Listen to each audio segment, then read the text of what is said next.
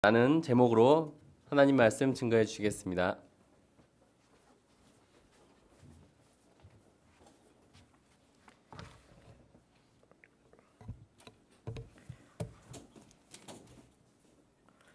네.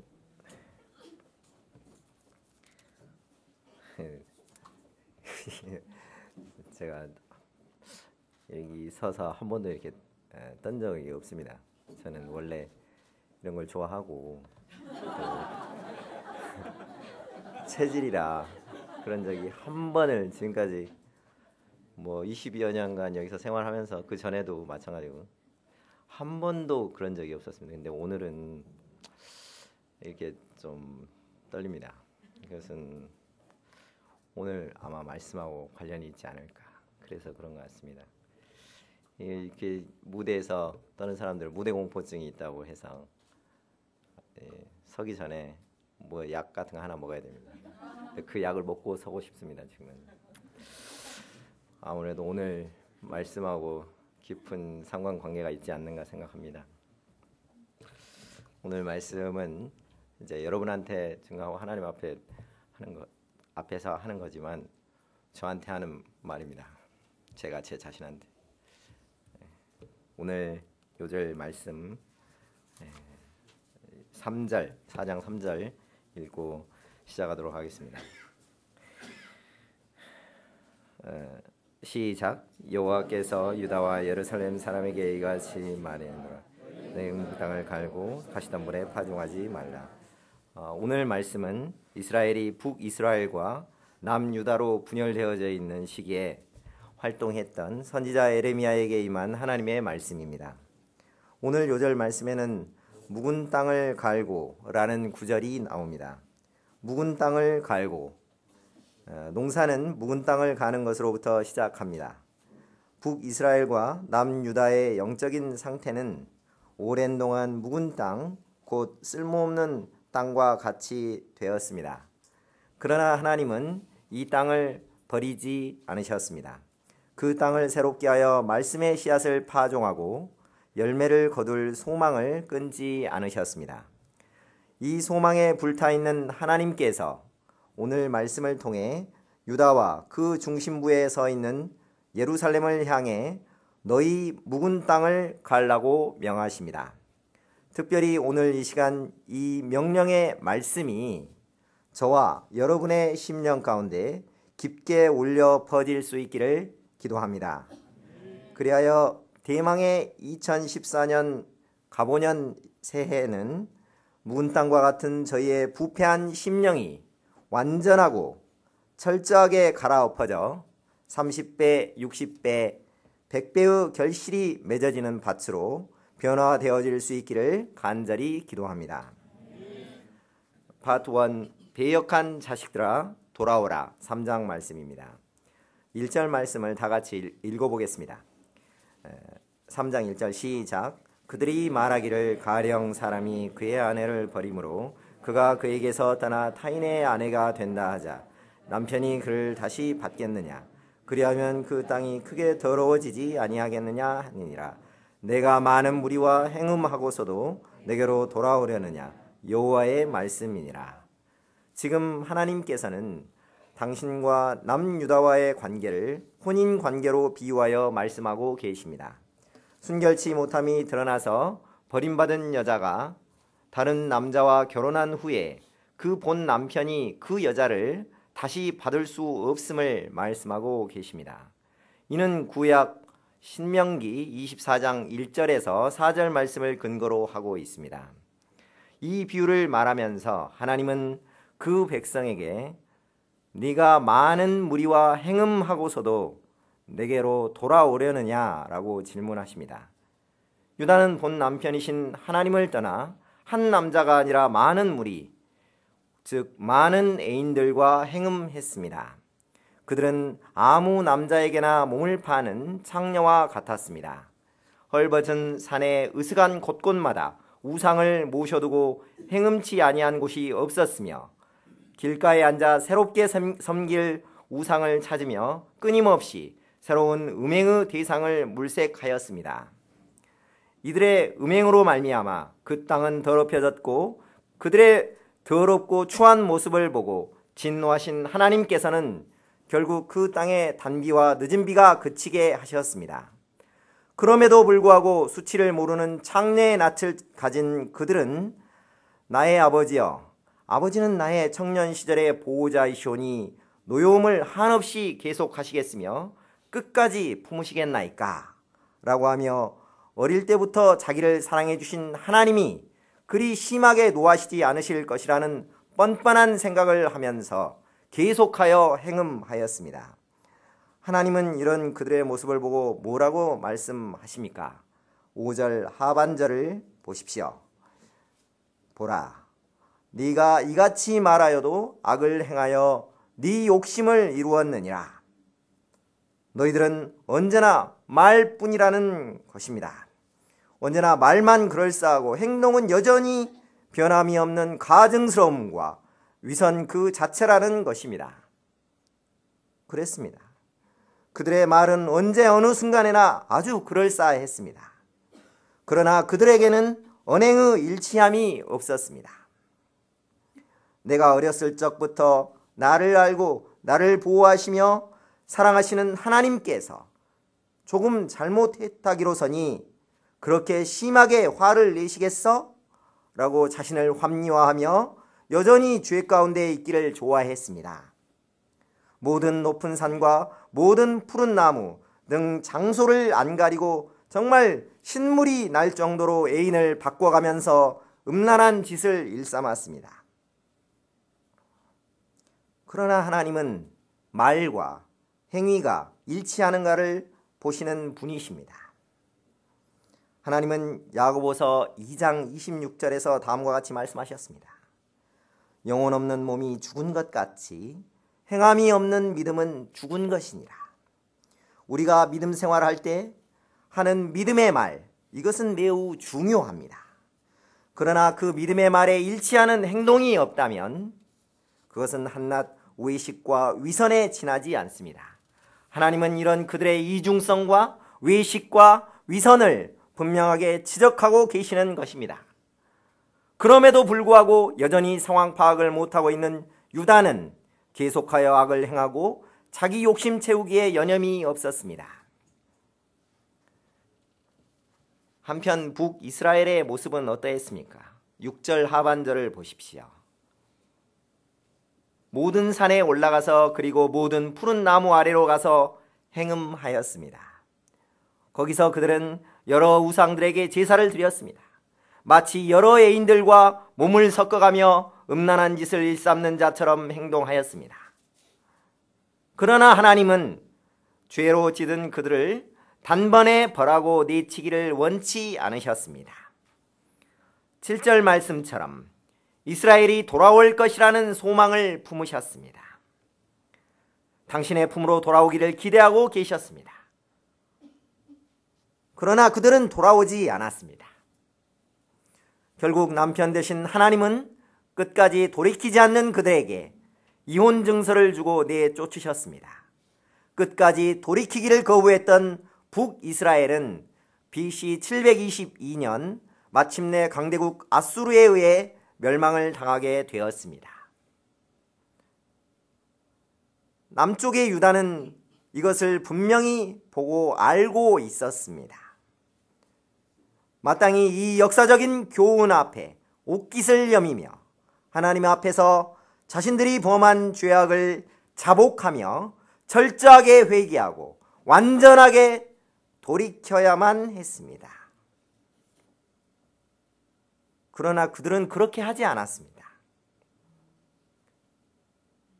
요시야 왕은 자신이 통치하던 때 성전을 수리하다 발견된 율법책 앞에서 옷을 찢으며 선왕의 우상 숭배의 죄악을 회개하고 종교 개혁을 단행하였습니다. 이를 통해 왕과 백성들은 하나님의 말씀에 온전히 순종하기로 하나님 앞에서 언약을 세웠습니다. 이것은 유다 백성들이 앞선 왕이었던 므낫세 왕으로 인해 범했던 우상 숭배의 죄를 씻고 하나님께 돌아올 수 있도록 하는 하나님의 배려요 기회였습니다. 그러나 북이스라엘이 왜 멸망하게 되었는지 분명히 깨달아 알고 있었음에도 불구하고, 더군다나 요시야 왕을 통해 회개할 수 있는 절호의 기회가 있었음에도 불구하고 그들은 돌과 나무와 더불어 행음함을 가볍게 여기기까지 하며 계속하여 행음하였습니다. 그들의 회개는 진짜 회개가 아니었습니다. 그들은 요시야 왕이 주도하는 개혁의 칼날 앞에 회개하는 척 그냥 모양만 냈습니다. 머리에 재를 뒤집어 쓰고 베옷을 입은 채 예배에 참석하면서 뒷전에서는 우상 섬기는 재미를 못 잊어버리고 여전히 헛된 우상을 섬기는 음행을 범했습니다. 10절 말씀. 이 모든 일이 있어도 그의 반역한 자매 유다가 진심으로 내게 돌아오지 아니하고 거짓으로 할 뿐이니라. 여호와의 말씀이니라.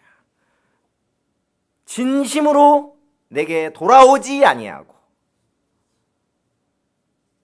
하나님은 그들의 행위에 진심이 없다고 말씀하셨습니다. 진심이 결여된 그들의 행위, 그것은 하나님 보시기에 여전히 거짓된 것일 뿐이었습니다. 유다가 진심으로 내게 돌아오지 아니하고 거짓으로 할 뿐이니라. 여호와의 말씀이니라. 이처럼 하나님은 우리가 진심으로 죄에서 돌이키지 아니하면, 우리가 진심으로 죄에서 돌이키는지 아니면 거짓으로 돌이키는 척만 하는지 면밀히 지켜보고 계십니다.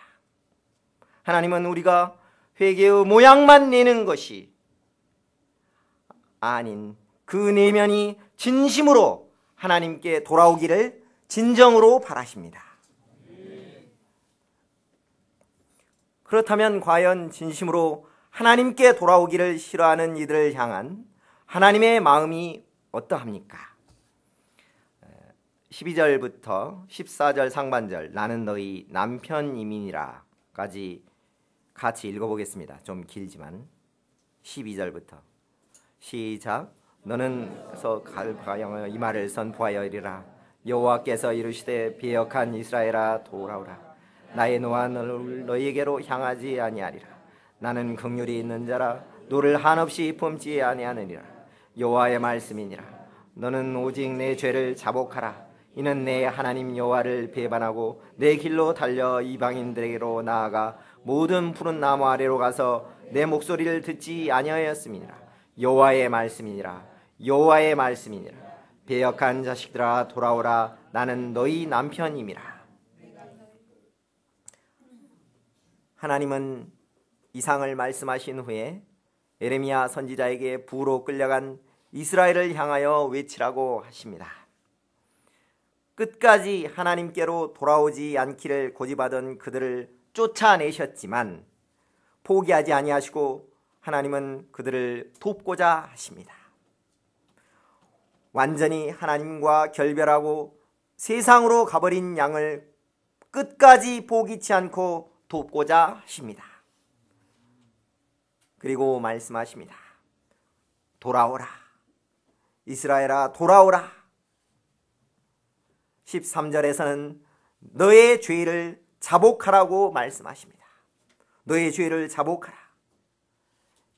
Acknowledge your guilt. 이 말은 네가 유죄임을 인정하라. 곧 하나님을 떠나 우상을 숭배하며 음행한 것이 하나님 앞에 잘못되었다는 것을 인정하라는 것입니다. 그들은 지금까지 수시로 애인을 바꾸며 문란하게 사는 것을 전혀 죄로 생각하지 않고 있었습니다. 묵은 양심 앞에 그것은 절대 죄가 될 수 없었습니다. 이런 그들의 모습 앞에서 잠시 시대의 모습을 투영해 봅니다. 이 시대는 어떠합니까? 이 시대 역시 더했으면 더했지 별반 차이가 없는 것 같습니다. 총신대학교 신국원 교수님은 그의 저서에서 오늘날을 파격적이고 과격한 다원주의 시대라고 칭하였습니다. 이러한 다원주의가 팽배한 시대에 남녀 간의 결혼관이나 연애관 역시 매우 파격적이라고 할 수 있습니다. 결혼 따로 연애 따로가 당연시되는 풍조 속에서 그 대상을 수없이 바꿔가며 음행하는 것을 전혀 죄로 여기지 않습니다. 결혼한 남녀가 애인 한 명 없으면 바보라는 소리를 듣는 이 시대에 두세 명의 애인을 두고 있는 것이 전혀 부끄러운 것이 아닌 능력 있는 것이라 여겨지는 이 시대, 사람들은 더욱 쇼킹하고 자극적이며 다양하게 죄를 지으면서 즐기고자 합니다. 스와핑, 그룹섹스, 동성끼리 결혼하는 것은 극히 자연스러운 일이 되어가고 있습니다. 이런 것을 죄라고 하면 오히려 이상하게 여깁니다. 영적인 면을 봐도 역시 마찬가지입니다. 작년 10월 30일부터 11월 8일 약 10여일간 부산에서 열린 세계교회협의회 약칭 WCC는 이스라엘과 유다의 모습과 똑같은 현재 한국 교회의 실상을 여실히 보여준 대회라 아니할 수 없습니다. 에큐메니컬 운동, 이것은 인간의 타락 후에 이 하나님이 기뻐하신 조화로운 세계가 깨어졌는데 이 깨어진 하나님의 한 세계, 한 가족을 회복하는 것이 곧 에큐메니컬 운동이 지향하고 있는 것입니다. 이 에큐메니컬 운동이라고 하는 이름 하에 동성애를 은근슬쩍 용인하고 한쪽에서는 하나님께 예배를 드리면서 다른 쪽에서는 유교 때 죽은 영혼들을 달래는 진혼제를 드리는 영적인 간음의 죄악을 서슴지 않고 범하였습니다. 여기에 영향을 받은 일부 교회는 성탄절에 스님을 초청해서 말씀 단상에 세워 말씀을 전하게까지 하였습니다.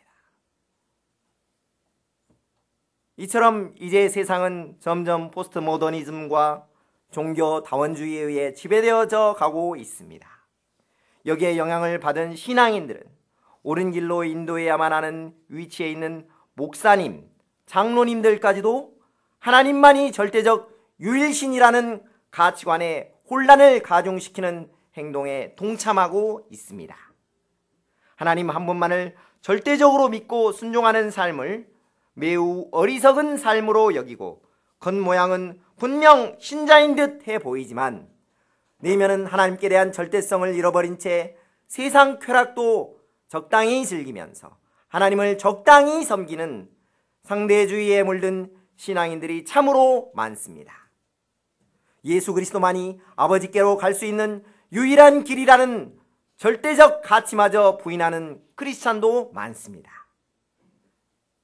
이것이 영적 간음이 아니고 무엇입니까? 이것이 하나님 앞에 돌이킬 수 없는 큰 죄가 아니고 무엇입니까? 그런데 문제는 세상 사람은 그렇다 치더라도 하나님을 알고 예수님을 주요 그리스도로 고백했다는 이 시대의 신앙인들조차 이러한 것들을 그다지 큰 죄로 여기지 않고 있다는 것이 문제입니다. 이스라엘 백성들 역시 하나님을 떠나 음행을 하면서도 그것을 죄로 인정하지 않았습니다. 그들이 하나님을 몰랐습니까? 하나님을 모르는 종족이었습니까? 천지를 창조하신 하나님, 애굽의 앞조로부터 10가지 재앙을 통해 구원하신 하나님, 홍해를 가르신 하나님, 여리고성을 무너뜨리신 하나님을 직접 경험하여 그들은 알고 있었습니다. 실로 그들은 세상 그 어느 나라보다 하나님의 큰 은혜와 사랑을 받은 민족이었습니다. 그런데도 그들은 지금 마치 하나님을 전혀 모르는 것처럼 하나님과 나하고는 아무런 상관이 없는 사람인 것처럼 행동하고 있습니다.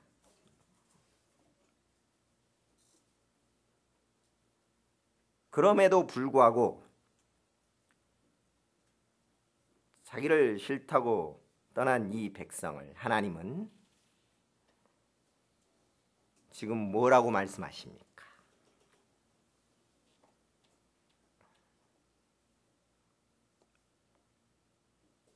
배역한 이스라엘아 돌아오라. 배역한 자식들아 돌아오라 라고 말씀하십니다. 배역한 그들이 죄를 자복하고 돌아오기만 하면 하나님은 노한 얼굴로 그들을 대하지 않겠다고 하십니다.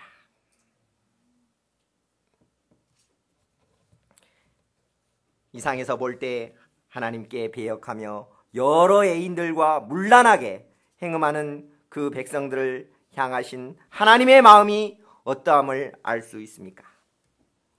하나님은 어찌하든지 그들을 하나님께로 돌이켜 그들과의 관계를 회복하고자 하십니다.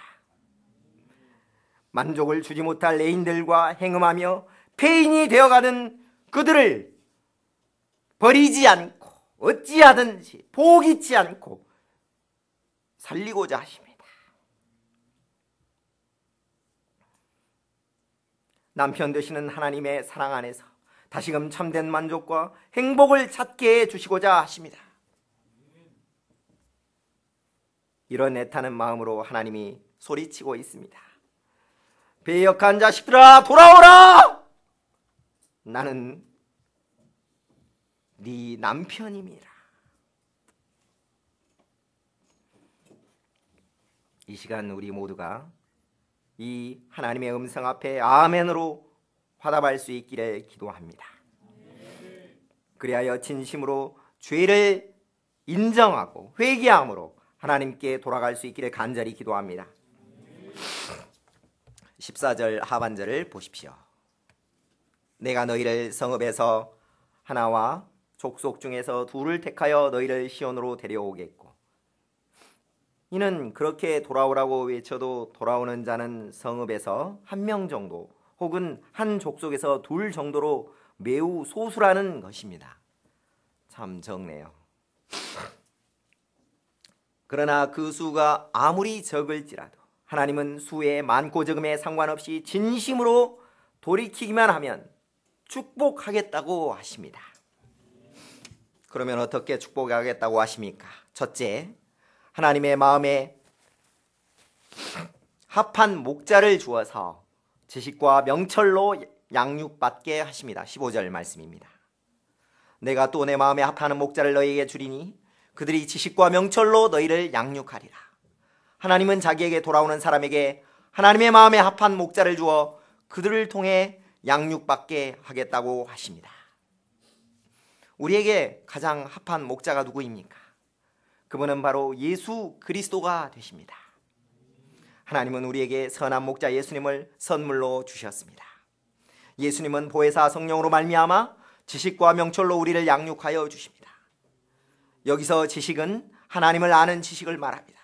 다시 말해 하나님의 사랑과 그분의 마음과 뜻을 아는 것을 말합니다. 또 명철은 삶에 대한 이해와 깨달음, 좀 더 구체적으로는 말씀에 대한 이해와 깨달음을 말합니다.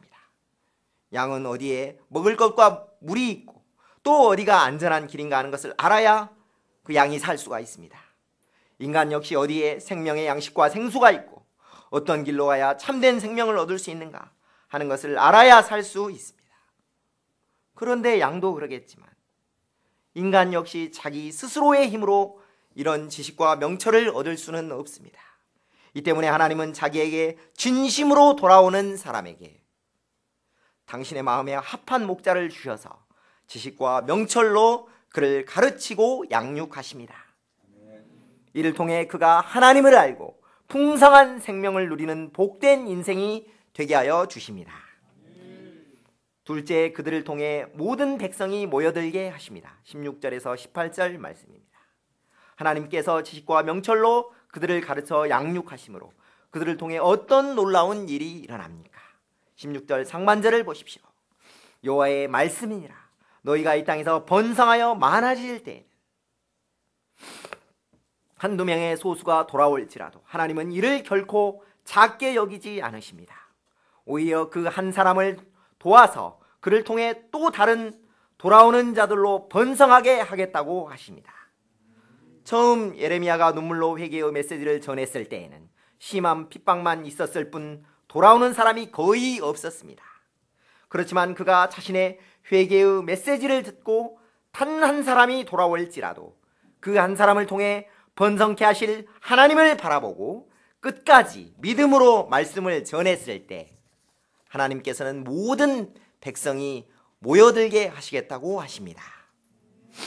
셋째, 그들을 자녀 중에 두시며 아름다운 귀한 땅을 주십니다. 19절 말씀입니다.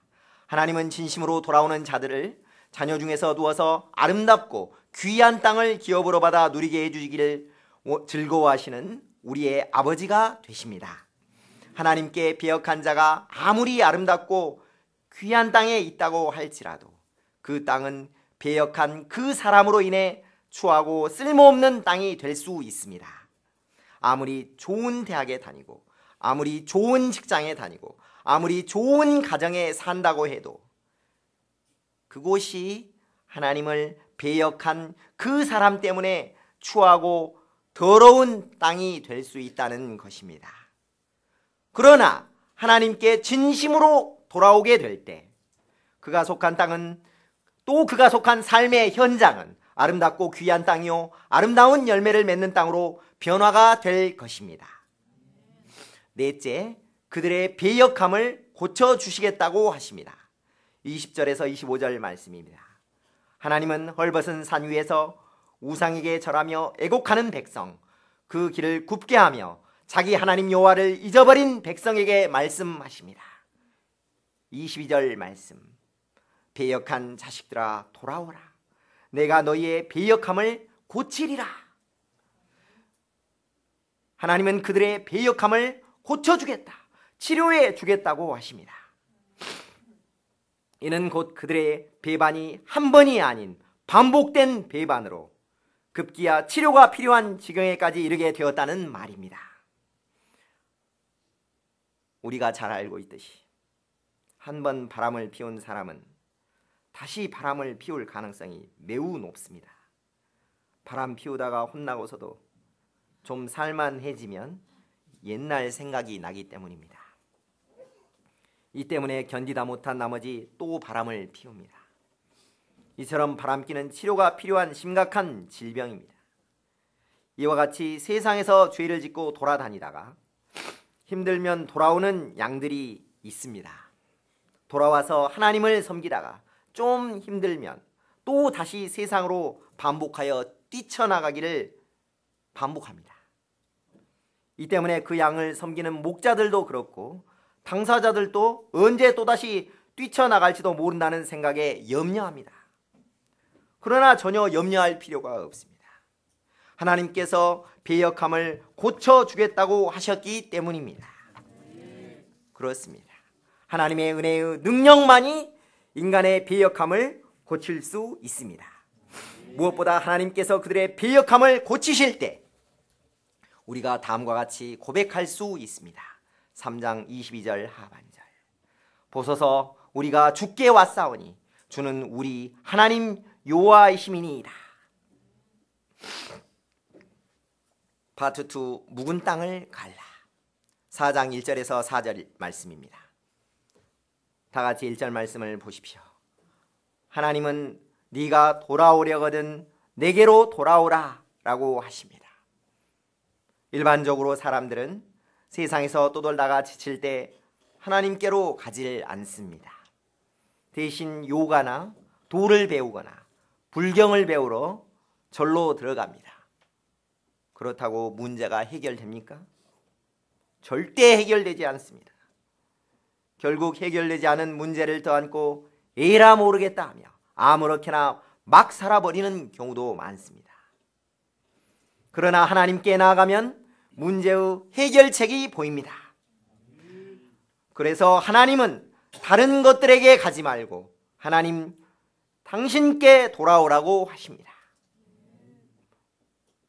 그러면 돌아온다는 것이 구체적으로 무엇을 말합니까?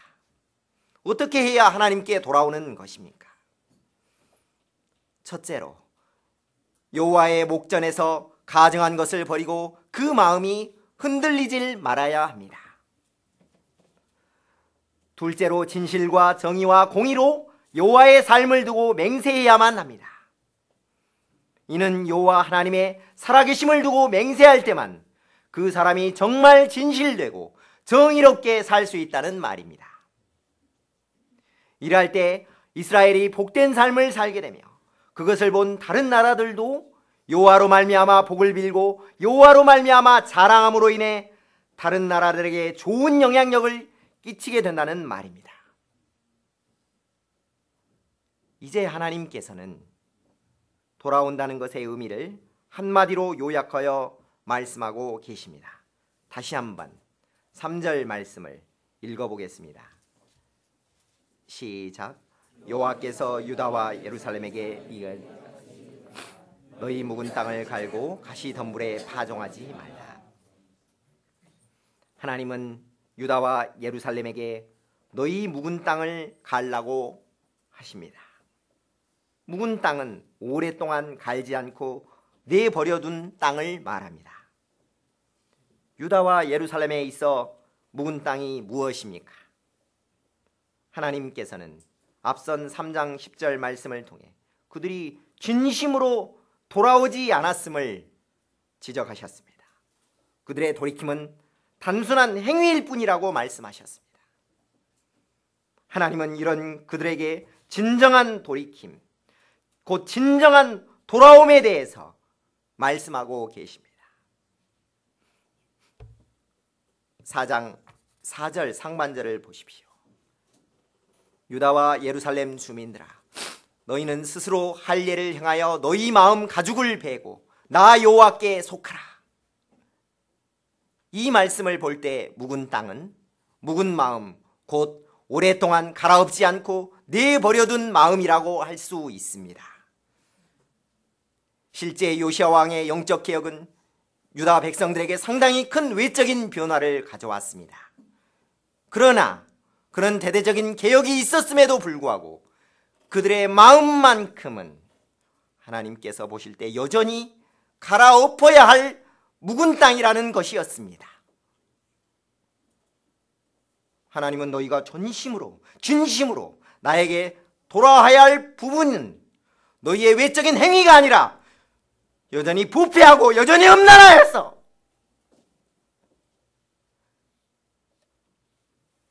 세상으로 향해 있는 너희의 그 썩어진 마음이라는 것을 반복해서 지적하고 계십니다. 너희가 아무리 전도를 많이 하고 너희가 내 전에 나와서 예배를 드리고 아무리 아름다운 찬양을 하여도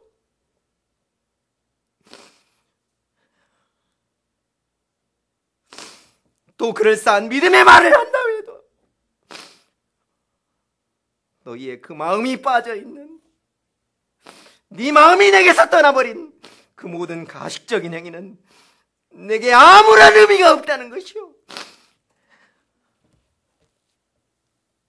나에게 진심으로 돌이키는 것이 아니라는 것을 하나님은 분명하게 지적하고 계십니다.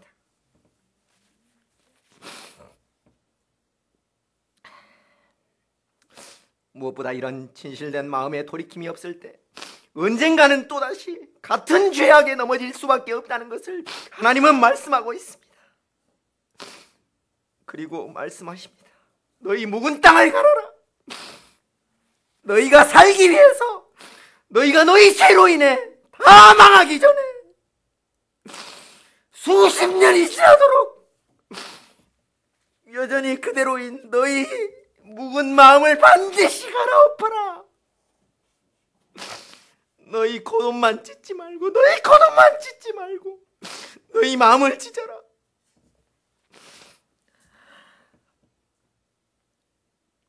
마음을 찢어라.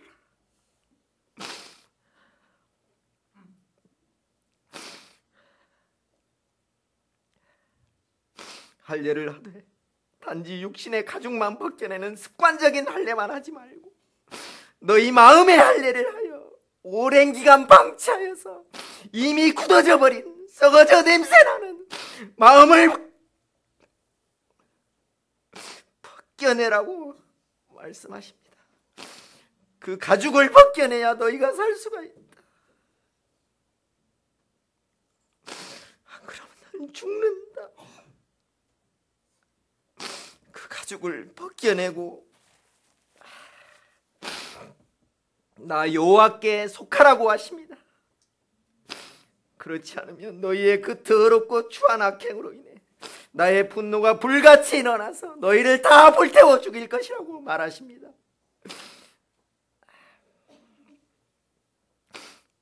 어떤 이에게는 수십 년간 벗겨지지 않는 것이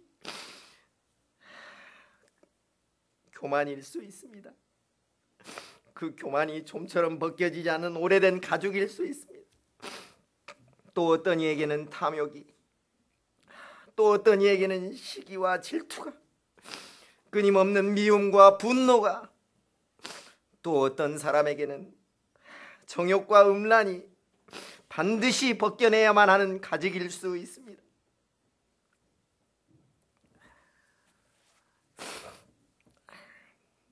하나님은 벗겨내되 너희 스스로 너희의 자유의사를 가지고 벗겨내라고 말씀하고 계십니다. 이는 무엇을 의미합니까? 절대 이것은 그 어느 누구도 대신해 줄 수 있는 일이 아니라는 것입니다. 너희 스스로 벗겨내라고 하십니다. 이것은 하나님도 대신해 줄 수 없다는 것입니다. 그렇습니다. 이것은 오직 우리 스스로가 해야 됩니다.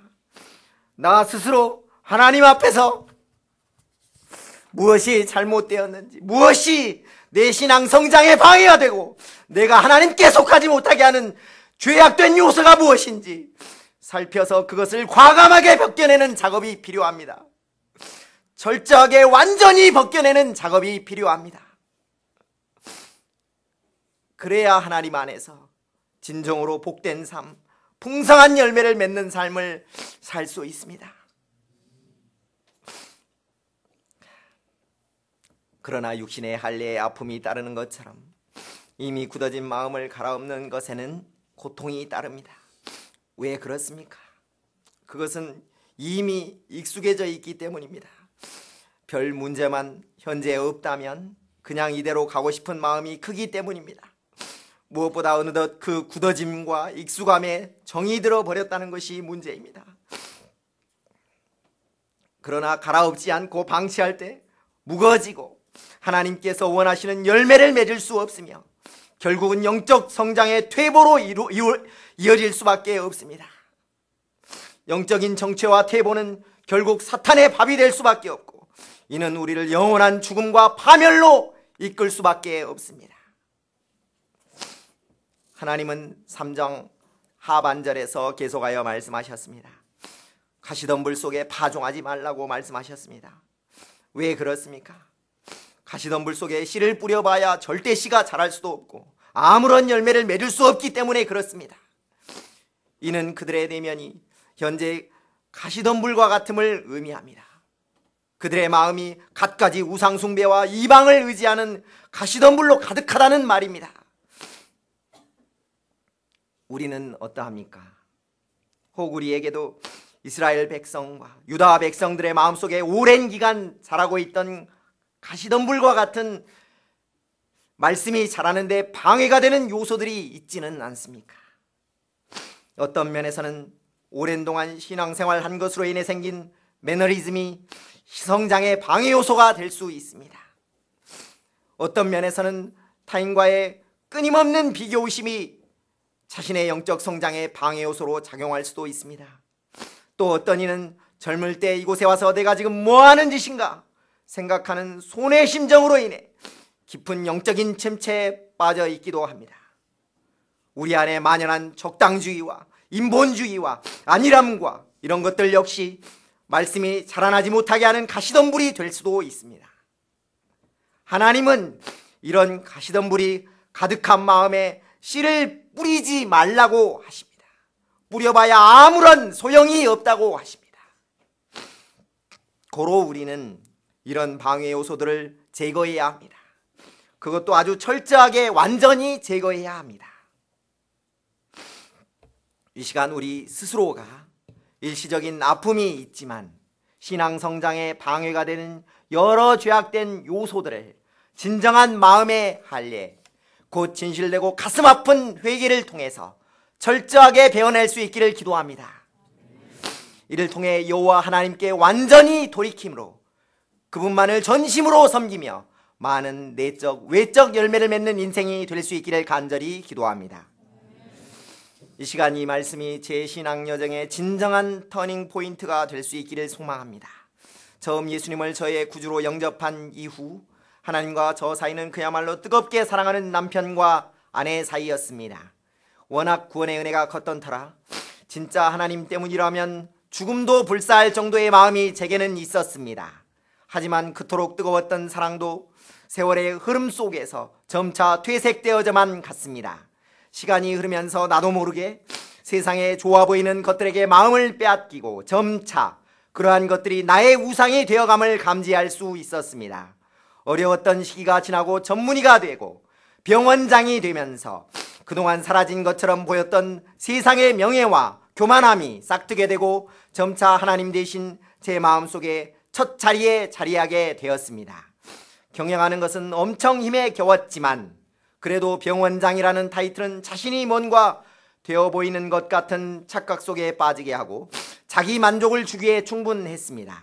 그래서 시간이 흐를수록 이래서는 안 된다는 것을 잘 알았지만 저도 모르게 그 기분을 즐기면서 급기야 그것들에게 절을 하며 숭배하는 지경에까지 이르게 되었습니다.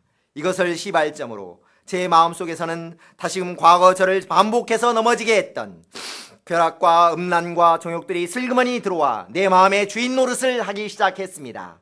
여러 여자들을 깨끗한 눈으로 쳐다보지 못하고 음란한 동영상과 사진을 클릭하는 죄를 은밀하게 즐겼습니다. 저는 그것들에게 다시 절을 하며 우상숭배의 죄를 범했습니다. 저의 우상숭배의 죄악은 여기서 그치지 않았습니다. 병원 일이 바쁘다는 핑계를 대며 영적인 투쟁을 게을리하는 대신에 틈만 나면 들어누울 생각과 함께 스포츠와 인터넷 서핑에 집착하였습니다. 저는 이스라엘과 유다 백성들처럼 첫 남편 되신 하나님을 버리고 대상을 바꿔가면서 그것들을 섬김으로 영적인 간음의 죄를 범했습니다. 하나님은 이런 저에게 여러 수양의 말씀과 주일예배 말씀과 그리고 일상의 여러 가지 사건을 통해서 그동안 수도 없이 반복해서 남편 대신 하나님께 다시 돌아오라는 사인을 주셨습니다. 그러나 저는 그것을 무시했습니다.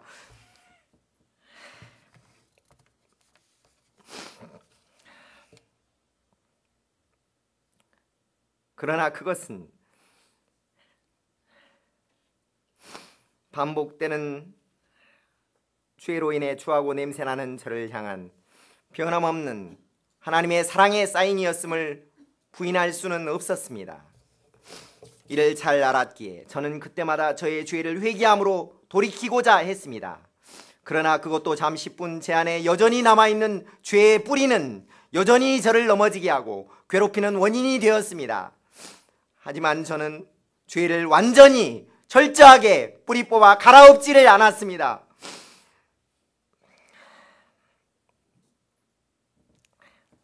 이것 때문에 제 마음은 죄에 무뎌지고 점차 굳은 땅처럼 되어져만 갔습니다. 결국 말씀을 들어도 그때뿐이고 소감을 써도 그것이 삶의 변화와 영적인 열매로 지속적으로 좀처럼 맺혀지지를 못했습니다. 그런데 하나님은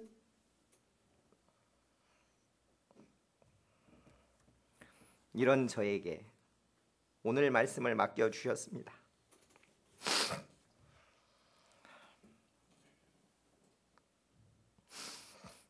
말씀을 반복하여 묵상하면서 그동안 손대지 않고 놔둬버려 굳어질 대로 굳어버린 나의 마음밭, 도저히 열매를 맺을 수 없는 나의 마음밭이 완전하게 갈아엎어지기를 너무나 원하시는 하나님의 마음을 알 수 있었습니다. 철저하고 진실된 회개를 통하여 내 마음에 가죽을 벗겨내고 다시금 하나님과의 관계성이 회복되어져 아름다운 열매를 맺는 인생을 살기 원하시는 하나님의 그 절절함을 가슴 깊이 느낄 수 있었습니다. 하나님 아버지,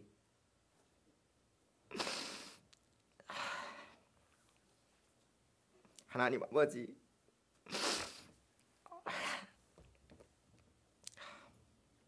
이 시간 이자가 눈물로 회개합니다.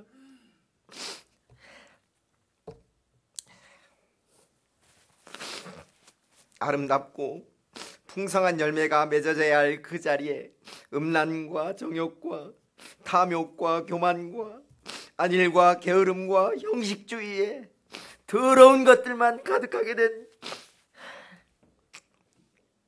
이 마음밭을 이 시간 회개의 전기로 완전하고 철저하게 갈아엎을 수 있도록 도와주시옵소서.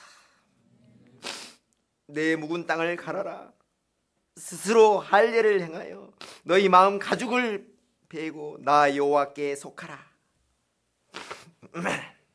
라고 하는 이 말씀, 이 시간 이자가 철저하고 완전하게 회개함으로 뼛속 깊이 이 말씀을 새겨서 제발 새로워지게 하여 주시기를 간절히 기도합니다.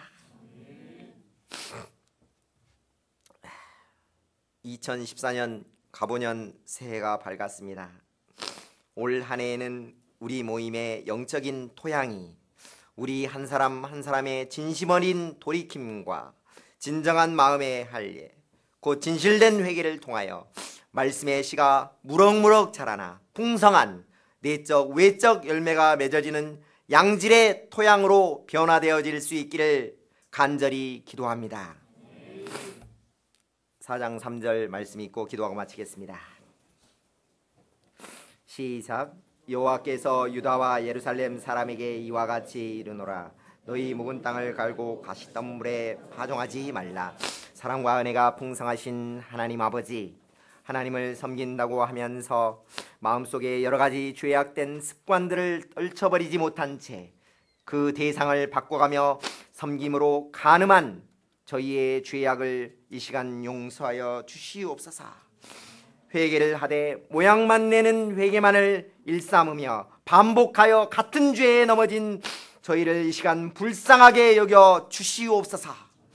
이 시간 남편 되신 하나님 앞에 진실되고 완전한 회개를 통하여 저희 한 사람 한 사람과 남편 되신 하나님과의 첫사랑의 관계가 온전하게 회복되어질 수 있기를 기도합니다.